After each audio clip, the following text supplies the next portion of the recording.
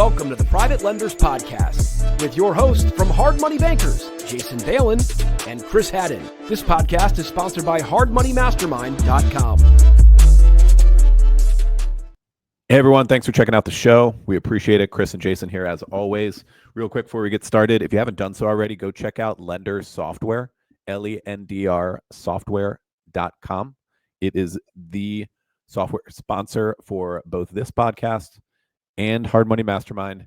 Just mention this show when you speak to them and you'll get a $250 discount on onboarding. All right, I'm telling a story today. We exited a foreclosure deal, one where we actually ended up owning the property, which is pretty rare for us. And so there's a few interesting parts to it. How we ended up funding this deal originally, how and why it went into default status and then foreclosure, and also the out sale is an interesting one too, involving that new buyer who's coming in and also how they financed that acquisition. We're going to break it all down. Yeah, we'll start with a little backstory because it's definitely an interesting one. And I think I shared this story a little bit with some of the folks in our mastermind group. Whenever we do live meetings or, meet up with some folks or talk to them on the phone, I like to, share experiences. Like, I think it's a good learning tool of how things work. So this is in essence what happened. Another lender in town actually lent on this property originally and foreclosed on it. So they were the owner of the property, and then technically they owned it free and clear because they foreclosed. I'm not saying they didn't have capital outlaid, but technically there was no mortgage on the property at the time. So several years back, they did a construction loan on this particular property, way overvalued it. Lent $1.2 million or close to $1.2 million on the deal. And eventually it went through the foreclosure process years later. It was somebody who we knew, and he came to us and said, hey, listen, I was a lender on this property. I know it very, very well. I foreclosed on it. And here's the deal. Originally, he was like, can you give me some construction money to come in, renovate, several $100,000, $300,000 or something to go fully renovate it and sell it for top dollar. That was the original game plan. And I was like, yeah, not really looking to do anything like that. And he's like, okay, well, at the very least, I actually have a capital investor involved as well who was involved in this deal. Can I get some cash out to pay him, recoup some of my own personal money type of thing? And we came to an agreement that really we could only do, even though they let 1.2 at one point, we were only comfortable letting 600. And actually 600, to be honest, was a little bit on the aggressive side. This was also the DC market softening a little bit, right? Because we wrote this loan how long ago, a year and a half ago, 2 years ago, whatever it was. But we thought the value was about 800 or so, maybe 850.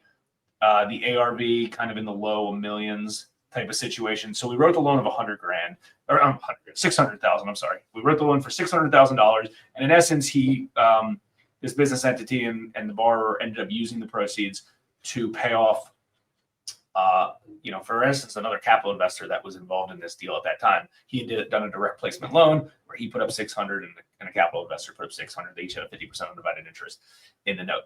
So that's in essence, in a nutshell, like the backstory. And we came in and we gave a $600,000 loan with the impression of, cool, go do this. He wanted to keep the property because he wanted to build on it or renovate it, fully renovate it and sell it, in the upper millions. He felt like that's how he could recoup his investment and still make a profit and be opportunistic on it. We were just comfortable with the 600 loan amount based off the as-is value. We didn't want to mess with anything more than that. Yeah, so we did 600 on 850. It turns out that was a pretty good number, that as-is value based on how it played out. But yeah, it was interesting because as lenders, I was talking to this borrower a lot. Like he's a real estate investor. He's a lender. We've known the guy over 10 years. And during the time he was in default, I was communicating with him pretty frequently.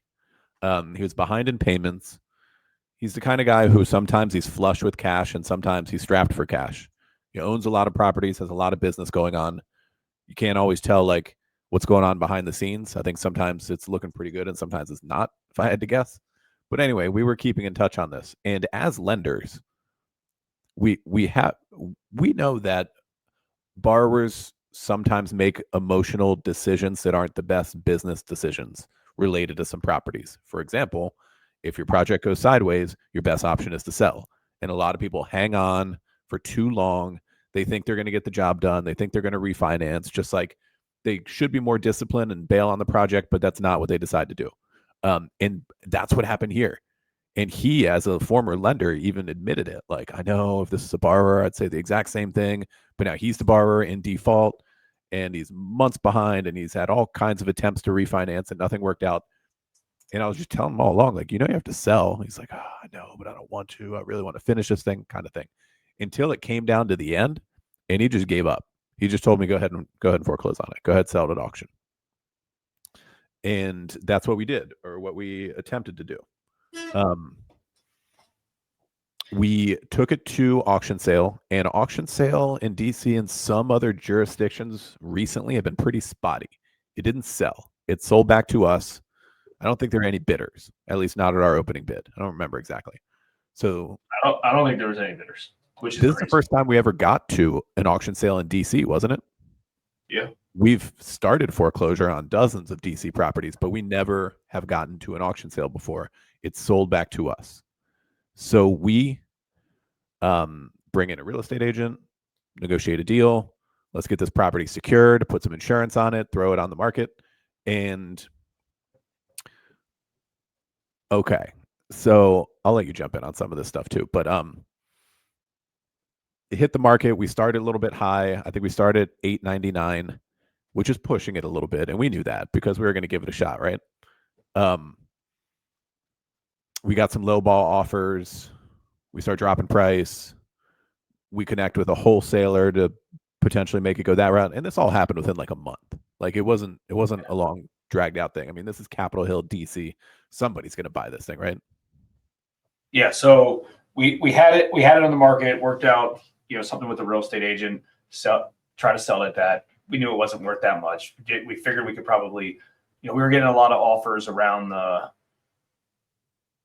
kind of a lot of lowball offers, kind of in the sevens, give or take. And we were trying to get something with an 8 in it, right? Because again, our core payoff number, you know, right, our principal was 600, although technically our principal went up to about 650, I would say, because we had to stroke a check for auctioneer fees, transfer tax, recordation tax, attorney fees, other stuff that was taken in consideration. Actually, our principal is probably even higher than that. I just know we had to stroke a check for $50,000 to take ownership of the property. But, you know, again, if you ever had a foreclosure or been in a default that's taken a long period of time, taxes, insurance, attorney fees, state transfer recordation taxes, title fees, auctioneer fees, like it all adds up. And if you're doing a higher loan amount with built-in, you know, good equity, you can absorb all those costs. If you're doing a $100,000 loan amount on a $150,000 property, you're losing money on this deal. This turned into, you know, a profitable one. We weren't able to, get our full boat default interest payoff, but we were able to still get a double-digit rate of return on everything. We got 14%. Like everything we outlaid for the stuff that you mentioned, get the attorneys paid, and 14%. Yeah, return. So it's fine. Not bad. Not bad. We got back over 750. If you're getting out on a foreclosure and you're making, you know, good interest on it, you did well. Like clap your, you know, yeah, give yourself a little clap on the back. I'm like, wow, that was good. That's the learning lesson. You know, if we were like, oh man, we just scraped by, you did a bad loan. Speaking of bad loans, we're about to get into that part. So all right. So we sold this property for $785,000, and there was a $34,000 wholesale fee on top of that. And that's probably about, when you say that's about what this should sell for? Yeah, around 800 grand. So anyways, so we got 820. Yeah, so during this was listed, we also reached out to a wholesaler to collaborate with our real estate agent because he knew a lot of, you know, cash buyers in that area, or I shouldn't say cash buyers because this person wasn't a cash buyer, but real estate investors in that area. Be like, hey, listen, you can sell this above what we want, this price, make whatever you can. And he made a $30,000 wholesale fee on it. So it made 34. So it sold for a sales price of $820. We initially went into it with an as-is value of $850. So not bad. We were pretty much there. And DC's gotten a little soft too in the past couple of years. So let's talk about how they financed it. This buyer who bought this property looks to be a real estate investor based in Bethesda, not a person we know. So we couldn't find too much about him. He might be a good investor, probably is. Don't know it a looks whole like lot he did. about It him. looks like he did a deal a year, like a decent sized renovation project. A deal type Yeah. of deal a year. Did a few deals over the years. Probably pretty solid. He got a DC based lender who we hadn't come across before. We looked them up. I don't know them. I don't know what they're lending, but I do know that they gave a crazy high loan amount on this thing. They gave a loan amount of 1.145 with 275,000 held back, which I think is a day one of 870. I did the numbers before, and I think that's what It's it was. It's over 100% financing. It's over 100% financing. The sales price was 830. Their day one financing comes to 870, which is wild, which is upside Which is down. crazy because what happens if this guy disappears, something happens? He's not going to resell for that price. We tried. Exactly. Well, I mean, what happens if you can't get permits? What, like, DC is a wild place. Like, a lot of things could happen. It's going to take 1 year for him to get permits. Exactly. And they did if he can get them. something percent financing, which is crazy. I mean, it's obviously crazy for the lender, but we were talking about this yesterday here in the office and today, is that part of the concerning thing about these over leveraged loans is that you might be enabling borrowers to get into projects that they're not supposed to be in. Like this, the only cash they brought to this deal was a $30,000 earnest money deposit on a $1.145 million loan, which is wild. He should have brought a few $100,000 to this deal. Does this buyer have a few $100,000 or not? We don't know. But you see what could be the problem is that maybe this particular buyer or all the other over leveraged ones that we see day in and day out from other lenders, are they being enabled to get into a deal that they're not supposed to be in, that's over their heads because people are doing this crazy leverage? I don't know. That's a concern, right? And so that's why we've been saying that this lender's not doing himself any favors by doing this crazy high loan amount. He's also potentially not doing this borrower any favors, because if this deal goes sideways, the loan is too high to sell as is. Right? We see this all the time. Yep. Like especially around DC Metro. The loan on this property is too high to sell as is. If it goes sideways, they're both stuck. The buyer can't sell it. He's going to have to bring several $100,000 to closing. Maybe he can, maybe he can't. The buyer stuck, the lender stuck, and it's all because of high leverage. Yeah. It's pretty wild. The bank's enabling him. I mean, they're enabling, I don't know, the whole part of lenders. I know this sounds bad, but if you think through this, like if you're giving high leverage, you're kind of doing a disservice to everybody, right? Like you're enabling them with the funding to potentially buy something that's just not going to work out. And they're hurting both sides. Like this lender is doing a disservice to that guy, because that guy's like, oh great, you give me, all I need is 30 grand and you'll give me $1 million, 1.2, no problem. So like most of the times lenders work, but like a lot of these deals that we look at or underwriting, we're helping our borrowers to make sure they're doing a good deal. I don't want to put a borrower in a bad deal. What's the point of that? Right? Like, listen, there's arguably deals where like, cool, I'm Airbnb it at 300 grand and the real estate investor is like, yeah, I think I can get 330, 340, there's some good comps. Great, no problem. Right. And, if they can sell for a little bit more, like, and most people sold over the last decade for more than the property value was because we had an appreciated market. Like, that's not a big deal. But I think this lender is doing a disservice to everybody by doing that deal. But we only found out about this after closing, because we saw the HUD after the loan closed, and we're like, okay, well, so be it. Anyways, it's wild out there. People are doing some really, really crazy things in the lending world. On the next episode, we're going to talk about what we heard locally, especially in Baltimore, but happening other places related to DSCR lending, the rental 30 product, which we believe is a good one, but some people are getting a little wild with it, both borrowers and lenders. Stay tuned for that one on the next show.